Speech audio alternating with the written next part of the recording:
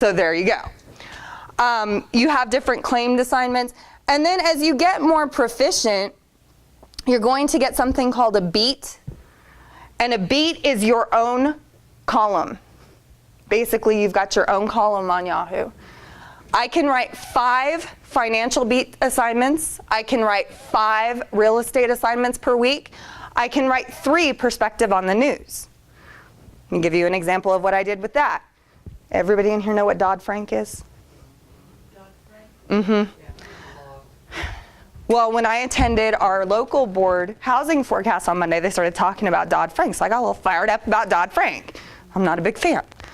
So I wrote my perspective on Dodd-Frank as one of my columns for perspective on the news. So you can take something that's happening in the news, like for example, you know all the doom and gloom that the media preaches about the real estate market. Oh, well, it hasn't really turned a corner yet. Oh, it hasn't done this. Oh, it hasn't done that. Yes, it has. But you could take that and write about it. Well, yeah, there's doom and gloom in the media about it, but here in Texas, we have a very healthy market. You know, let me talk to you about our very healthy market here in Texas. And you're taking what's already in the news, what's already trending, and using that to your advantage. And then, I don't even know why I have the Sochi Olympics lead up. I guess I just got lucky, I don't know. But it's going to keep track of what's available, what's claimed, what's past due, and then what you have as columns. Now, when you're starting out and you're just creating, those are what they're going to offer me up front when they publish it. When you have content that you want to create that does not fall under those realms, if you don't want to talk about your bypass surgery or your macular degeneration, you can actually create your own article on whatever you want. And the way you do that is you go to create content and you click on article. It's going to ask you, what type of article are you submitting? Well, here's some ideas already, right? Got a general article, an interview. Think you could interview a client or another industry professional and put that on there? You betcha. This weekend, I'm going to a real estate seminar for real estate investors. I'm doing that because, you know, I figure, hey, I've already leveraged my connection with the speaker who's there, who, by the way, I met on social media. And what I'm going to do is interview some of those investors as part of a case study. Start writing about that. What is that investor going to want to do? They're going to want to share what I wrote and published on their social media, right? What is that going to do for me? Is there such thing as too much exposure in real estate? No. You can also review a product or place. People relocating to a different area of the city or relocating to Texas, what are they going to want to know? Where should I go eat? What is there to do? So you can write your own review of those things. You know, you can write a guide to an event or to a how-to, an opinion, an editorial piece, which I do a lot when I talk politics. You can do creative writing or something else. Now, for the sake of this demonstration, what I'm going to do is we're going to say it's just a general article. You know, you're writing 5 ways not to buy a car before closing on your house, right? So then all you're going to do is click that little button and say continue. So here, they make it pretty easy for you. They even walk you through this on the right-hand side of the screen. Does this become available after you go through the academy? You have to go through You don't have to go through the academy for this to become available. Academy is just going to give you more access to more online exposure. Okay. So what you're going to do is you're going to put your title in here and a subtitle if that's applicable. You know, 5 ways not to buy a car 2 days before you close on your house. How one of my clients screwed it up royally. My subtitle. Descriptive overview. This is just going to be a 2 or 3 sentence overview of what you're writing about. You know, I had these clients and, you know, the guy was having a midlife crisis and decided to buy a Corvette 2 days before they closed. And then I'm going to go through the saga as I go down here. Now this is where a lot of people can get a little bit confused because they have the different things on here that make it look like it's perfectly acceptable to write this all online in this little box, right? No. You have no idea how many times I have done that and it has kicked me out, or it's just gone, and I've spent, an hour or something like that, and I'm really proud of what I did, and I'm like, oh, no. If you ever want to see a grown woman cry, that's the easiest way to make it happen. Either that or forget my anniversary.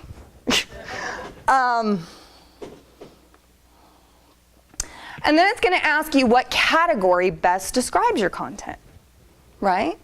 So what you're going to do, for the sake of being in real estate, you're going to click the business and finance button, right?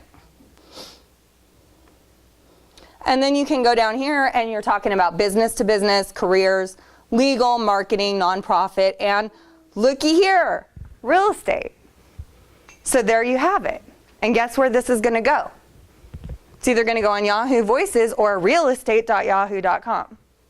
Wouldn't it be cool to see your name on realestate@yahoo.com? Search tags that describe the topic. Everybody remember when I was harping on keywords? Yeah. That's where those go. Images. Basically, this is what's going to be in the upper left-hand corner next to your blog. So this is going to be the image that you're promoting when you're putting it up there, whatever picture you choose, okay? If you do not like being in front of a camera, I hate being in front of a camera. There are some free online resources where you can find stock photos. Flickr.com is one, FLICKR.com. iStockphoto.com, which is just ISTOCK photo, PHOTO.com. That will give you different images that you can download and then put in there. Now, I like to use some kind of cheeky images, and the reason I like to use cheeky images is because it gets people's attention, right? The bland, happy realtor shaking the person's hand in front of the house. People are like, seen that about 1,000,000 times. So one of the things that I found online was actually a real estate sign. It was a RE/MAX sign. On the top of the sign, you might have seen this because it's been everywhere. It said "not haunted."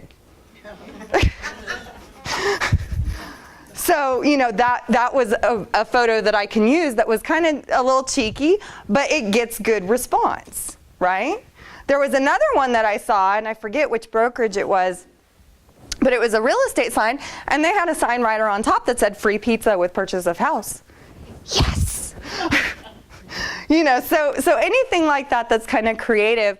There's also a page on Facebook that you can look at. It's called The Lighter Side of Real Estate. You can fan that page. They post funny real estate photos all the time. There was another one that I wrote where I had an agent who was bringing me photos every week of bad MLS listings. I'll give you an example of one of the photos that he brought me. Gorgeous backyard, $300,000 property, beautiful inside and out. All the other photos looked great, except for one. The one of the backyard. The reason the backyard wasn't looking so good was because when they took the photo, the dog was out there doing his business. And that was on the MLS. There was another one, and there's a segment on the Ellen Show, and I post these videos regularly of funny real estate photos. And this one really caught my attention because it was hilarious. It was this beautiful house somewhere, I'm sure out in California. Great bathroom. Had all the candles lit. It looked staged and everything. Except for one tiny problem. There was a naked man in the shower. So, when you're finding these things, people are looking at that and they can relate to that. That's funny. There was another one that one of my agents brought me where they got a great picture of the bedroom. Lights were on, house was staged, it looked great. Except out the window, there was grandma and her curlers watering the yard. So, that's automatically pulling people's attention. So I told my agent, and what I coached my agent to do was to write a blog about that, sharing those MLS photos and saying, here's 5 examples of MLS photos that will not sell your house. 5 ways to ensure you have an expired listing.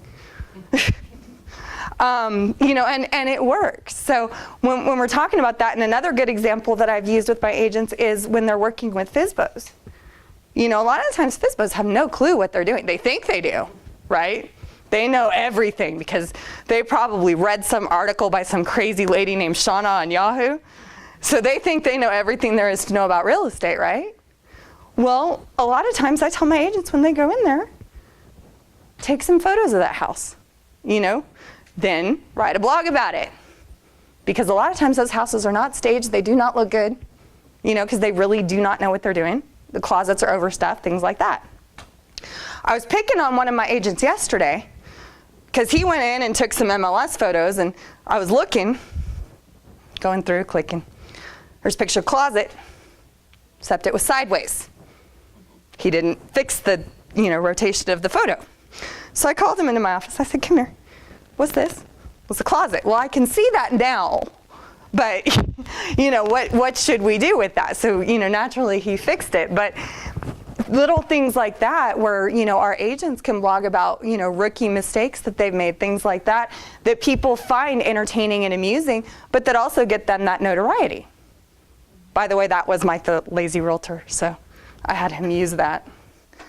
So when you blog like this, does that stay like more in the San Antonio area? No, it's national. Okay, with that said, and again, I'm probably jumping No, you're not. a little bit, but so why would you want to create people from other parts of the United States following you when you're selling real estate in San Antonio? Well, because when you're selling real estate anywhere, people know other people, right? Just like other agents know other people. So if you're getting referrals, inbound referrals from other agents, and you're sending outbound referrals, that benefits you. But also, a lot of times you've got people who know someone who might be relocating to that area, who has family in an area that they're relocating, whatever it is. So when you're getting that national exposure, that's a big thing. Now, most of my following is local, but I do have a pretty substantial national following as well. And the way that I segment the two, I'm going to go into when I talk about the social media, because national, I'm going to put more on my fan pages.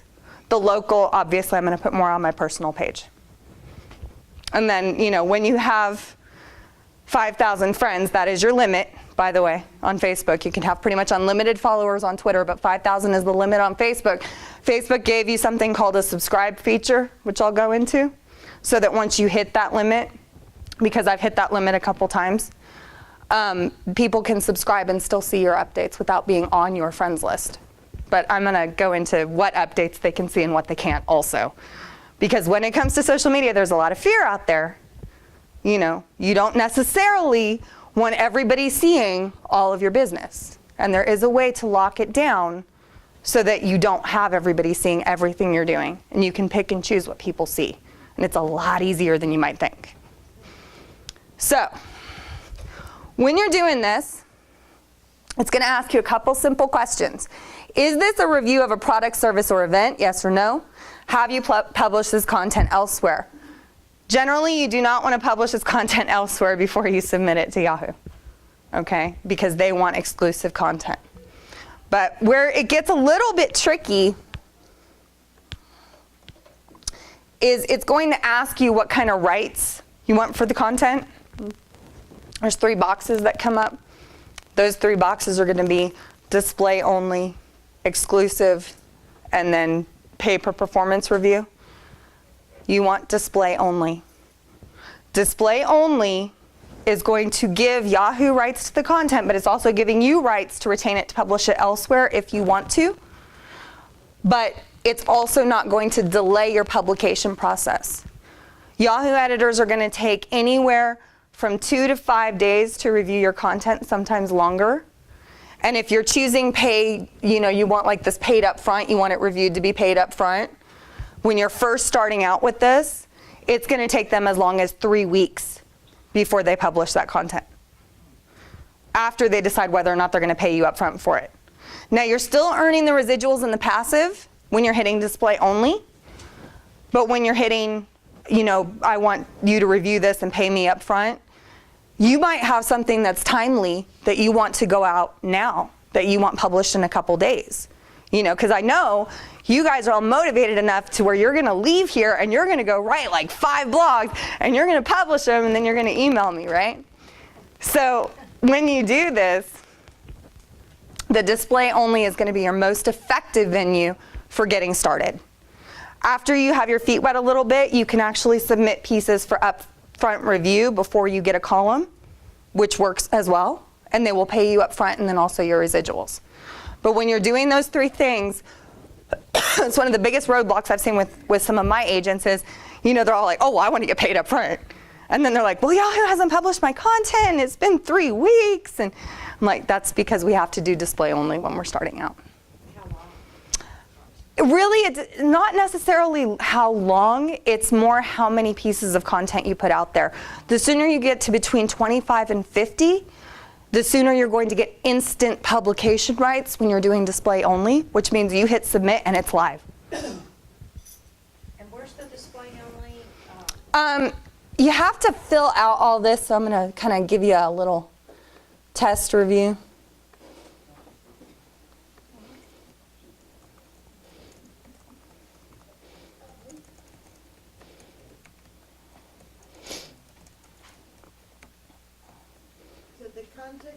Content that you publish here should not be anywhere else in your other websites. Correct.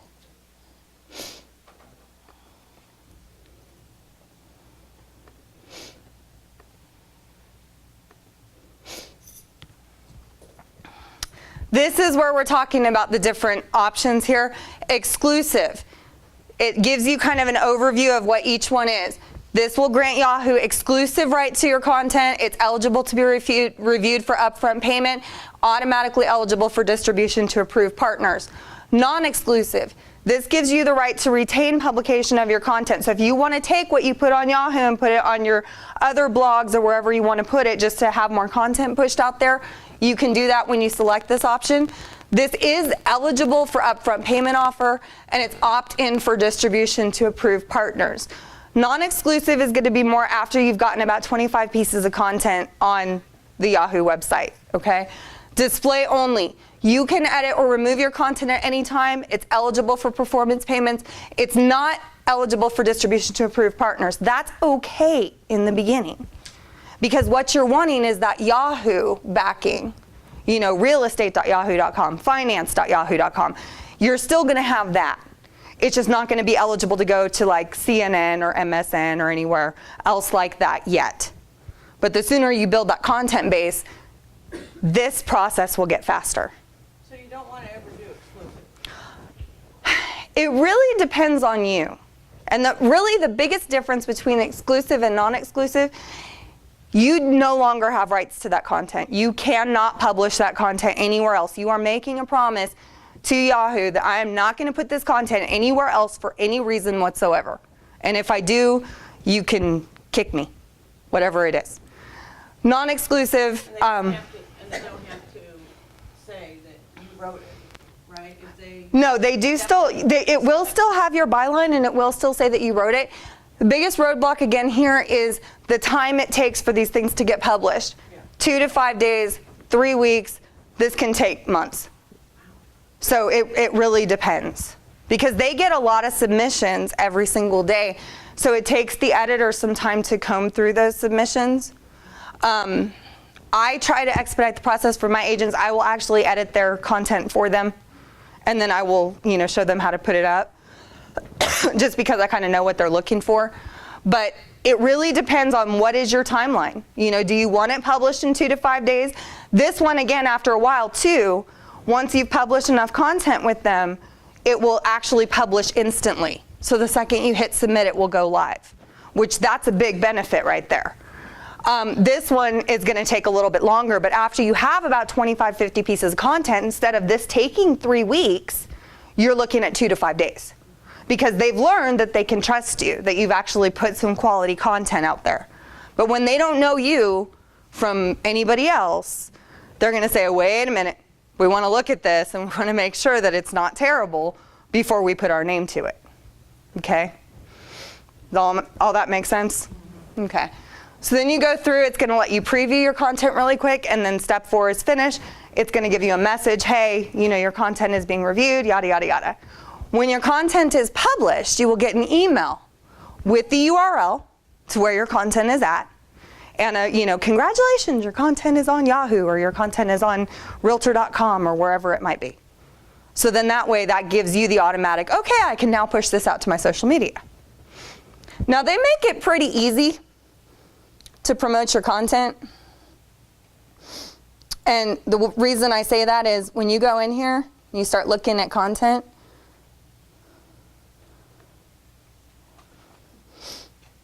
you can pull up reports for each piece of content, and you can also click the link.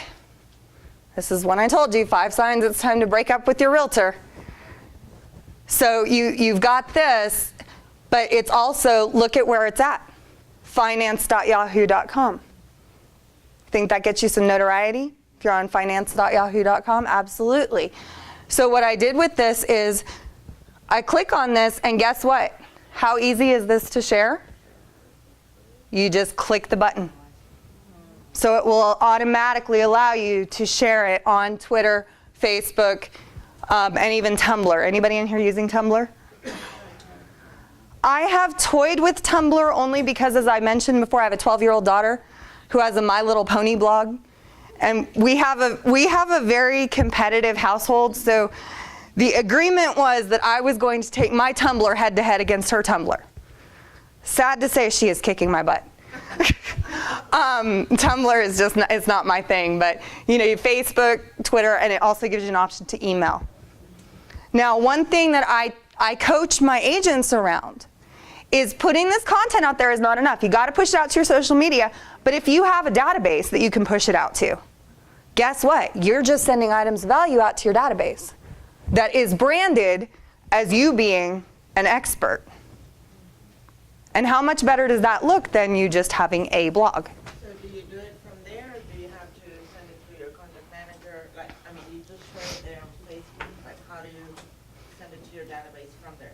All you have to do is take your link, and like this young lady had mentioned back here, you know, you can shrink it using Bitly or one of those other programs, and then shoot it out to your database. You know, hey, I wrote this blog, you might be interested in it.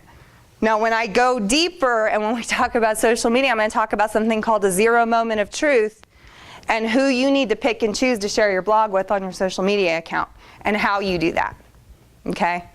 But that's just kind of a basic overview on how you're pushing that content out and what you're doing with that content. Anybody in here doing YouTube? Regularly? What are we shooting? Are we shooting videos of houses? Are we shooting videos of us? What are we shooting? Houses. How's that working?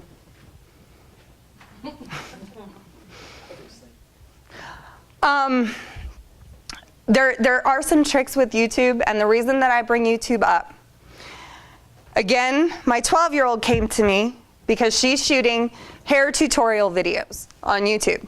It's what she likes to do. So she shoots these little videos where she's like, then you braid your hair like this, and then it looks all pretty, yay.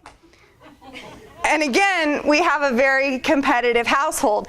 So I kind of do some little quickie comedy videos where I'll take something and I'll shoot a video. Like one day in our office, we had an agent who was meeting with a couple clients that were friends of theirs, and another agent went in and tickled him. Well, naturally, I thought it was hilarious, so I videoed it and I shared that with social media. Everybody was like, oh, that looks like a fun place to work.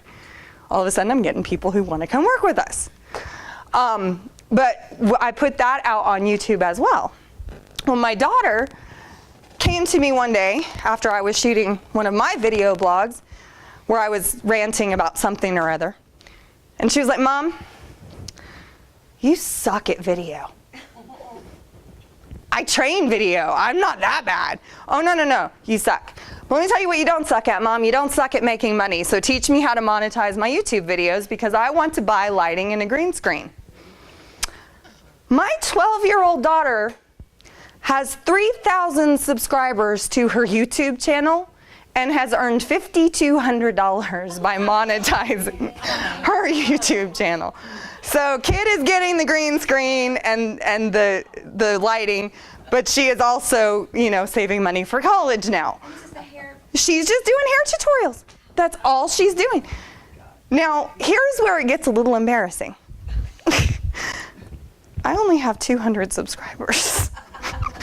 So So again, my daughter is really kicking my tail, but learning from the younger generation, I'm learning some new strategies that I can use and implement to increase my subscriber count. One of which is with YouTube videos, and one of the things I've coached my agents around with that is we've got some agents who are shooting some very HGTV feel videos. Like they have a house and they'll have another agent, or they'll call in some other people and they'll shoot them kind of living in the house. So you're selling the lifestyle. You're not just taking video of a room or an area. And I've also taught them how to use editing tools where they're editing it and they're putting, little catch lines and phrases and things in there. So, you've got an agent with a beautiful kitchen and they're in there pouring a cup of coffee like they live there, or staring out the window looking at the pool, or the husband's coming home from work and the wife is there with his martini, whatever it is. But you're selling that lifestyle. I know, I agree. That's the way I want to do it. Baby, I'm home. Hook me up. I also have been known to, call the 12-year-old. Mommy's coming home. I need you to go open that bottle of wine and let it breathe. Because when I get there, I'm giving it mouth to mouth. But basically, when we're talking about blogging and when we're doing all this, it's a great way to really push yourself as an expert in real estate, in finance, in doing those millions of different roles that you perform as a real estate agent. Because you have a lot of different roles as a real estate agent.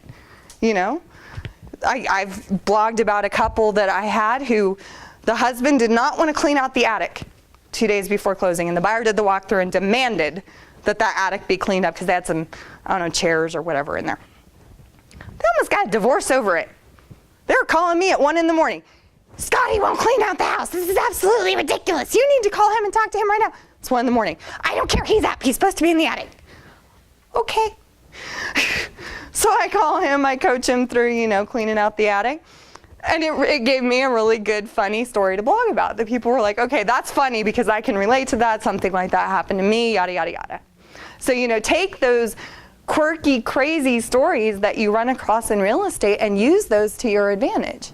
Don't just tell them to your other realtor friends at happy hour. Tell them to everybody. Because people enjoy it. They really, really do. So, with that being said, questions? Have you ever had, for instance, the clients that didn't want to clean their attic, you blog, and then they read it and get upset? Because I have, lots of stories about typical clients and scenarios I could blog about. Yeah, You don't have to use names. you don't have to use names. But they'll know. Right, if it's a pretty specific story, they're going to know. They're going to know. So I guess that's a judgment call. It is, and really, there's some clients that I've closed that after I've closed, I'm like, I never want to see you again for as long as I live. Exactly. And then there's other clients where I've had that discussion with them and say, this happened as we were, looking for your house or finding your house or whatever. I would really love to blog about it, and if we're ending on good terms, they're fine with it, and I've always explained, I'm not going to use your name, I'm not going to say who you are, I'm just going to tell your story. Is that okay with you? Well, yeah, that's okay with me. I had some clients once, they were looking at really, really high-end homes, and we went out in the backyard and we were looking at this beautiful custom Keith Czar's pool. This little dog comes running around the corner. Oh, cute little puppy. Then all of a sudden, bigger dog comes running around the corner. Okay. Then all of a sudden comes the beagle. Then comes the golden retriever. And then comes the Great Dane. And the Great Dane was so excited to see my buyer that he knocked him in the pool. It was great. So I asked them when we closed, and he was not happy at the time. He had his iPhone in his hand, that went in the pool with him. He was not a happy camper. But by the time we got to closing, they did buy that house, by the way. The dogs were not included.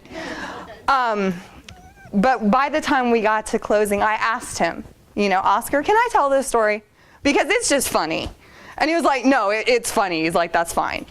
So it really is a judgment call, but it deeply depends on the relationship you have with your clients. But at the same time, you could take a lot of that information and a lot of those stories and make them very generalized.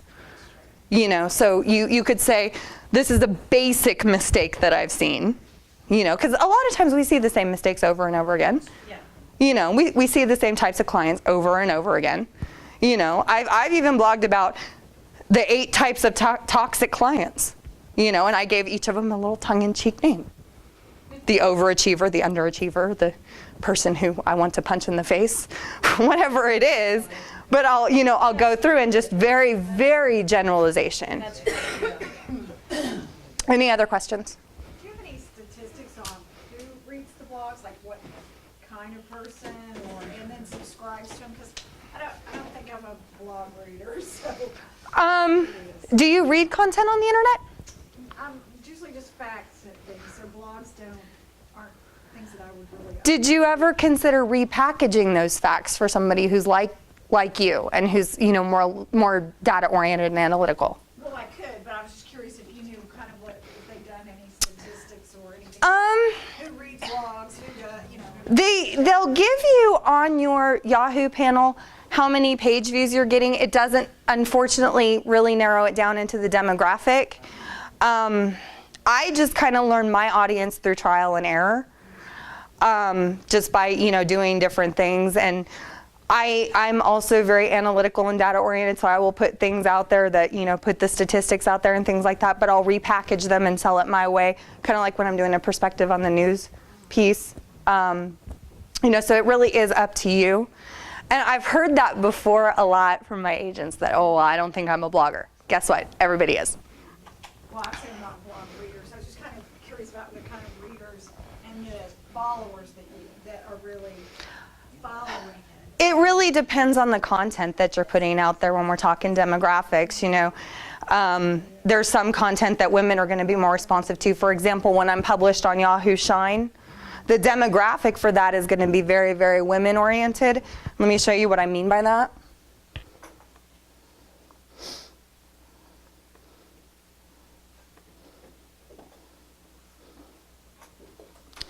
So when you're published on different sites, it's going to tell you where you've been published. These are all the places that I've been published. How I somehow managed to get on Yahoo UK News, I still don't know. But I've been published on US News, US TV, Shine, Finance Shopping, and obviously in the UK. Yay, I went international. But when I go to Yahoo Shine, okay, this is going to give me my published content, and it's going to tell me how many articles I've published on Shine. So if I click on that,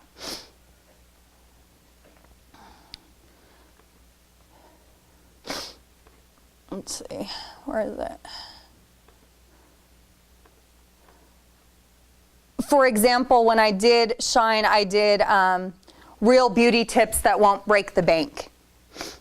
Because in addition to being a nerd and a competitive mother, I'm also very frugal. So I wrote about, 5 cheap beauty tricks that I use, things like that. So that's obviously more specific to a women's demographic. That was one of the things that was published on Shine. When I've done parenting articles or things like that, that also gets published on Shine. It's more appropriate for a female demographic for the most part. It's really, when you're writing content or when you're putting blogs out there, you want to think, who am I writing this for? What type of person am I writing this for? And as I teach social media and as I teach blogging, the goal of both is to draw in like-minded people, to draw in people who are like you. Because when you're in real estate, who are the easiest people to sell to? People who think like you, right? And who do those people associate with? People who think like them. So there you're building your referral base. So whenever you're putting content out there, start thinking about what type of person do I want to attract? When I was doing it, I was thinking, I want to attract, some intelligent, affluent, technologically based people who have a really great sense of humor. Because those people are really easy to close. I mean, if they've got a good sense of humor, you're generally not going to have the nightmare client. So that's what I started thinking about when I was blogging. Who do I want to attract? Not who is my current client base, who have I dealt with, who do I want to deal with, but rather who is it that I am writing this for that I want to bring into my sphere because I have information to share with them in a palatable way that is appealing to them. So if you're wanting to work with people who are very statistically minded, very, very into data, you could do a lot of blogging around that, just repackaging that data and giving your personal opinion on it. Like, for example, when I'm looking at some of the data, when I went to our housing forecast, I congratulated our agents at the sales meeting for being, according to Men's Health, the #2 drunkest city in America. And I told them, I was like, and that's largely attributed to our Wine Wednesdays, but But another piece of data that it had was we are the most recession-proof city. That was according to Forbes. So I had my agents start brainstorming titles around that and using the statistics that Forbes had given, but repackaging it and them being able to sell it in their way. We're the most recession-proof city because 5 reasons we're the most recession-proof city. And they're citing that statistical data from Forbes and then using that and putting their own spin on it. Like Forbes says this, and in my experience as a real estate agent, this is what I have encountered that supports that statistic. Does that make sense? Yeah, but I get what you're telling me to do, but I was just more curious, who reads these? Because like I said, I just don't, like when the Google search comes up and you see blogs, it's like, oh, I skipped past them entirely. So I was just curious if there's been any statistics on There are. who's actually reading blogs. There are, and I have them at my office, so I'm going to invite you to email me, and I can share that with you if you'd like. Okay. When you do a Google search, like, and it's very specific, the Woodlands, whatever, sales, demographics, and will it pull up on a blog sometimes? Mm-hmm. It will. It absolutely will. And then, how do I, I'm like, oh, I really like Shauna, how do I get in touch with her? She works, Right. in the Woodlands. So where can that link, direct? Yeah. That is an excellent question. That's really actually more appropriate for when I go into the next segment for the social media, because I'm going to talk